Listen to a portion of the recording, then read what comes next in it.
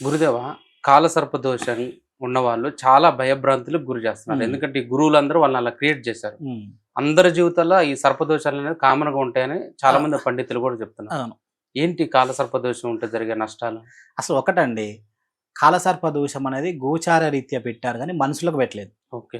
ఈ మధ్య కాలంలో యూట్యూబ్‌లు ఎక్కువైతున్నాయి. ఎవరికి నోటికొచ్చినట్టు వాళ్ళకు దోచుకుందానికి ఎక్కువయ్యి, కాలసర్ప దోషం ఉంది నీకని చెప్తున్నారు. అదంతా అబద్ధం. ఇప్పుడు కాలసర్ప దోషం ఉంటే పెళ్ళిళ్ళు కావట్లేదని, అయితే ఒక భయాందోళన గురవుతున్నారని అట్లా అంటున్నారు. ఇప్పుడు కాలసర్ప దోషం ఈ మధ్యలో వెలుగులోకొచ్చింది గానీ, ఒక 20 ఇయర్స్ బ్యాక్ పోతే కాలసర్ప దోషాలు ఉన్నాయా? నేను ఎవ్ అడుగుతున్నాను. ఎవరికి తెలియదు. ఇప్పుడు పాతకాలంలోకెళ్తే అందరూ పెళ్ళిళ్ళు చేసుకున్నారు. అందరు పిల్లల్ని కన్నారు. అందరూ వెల్ సెటిల్డ్ అయ్యాడు.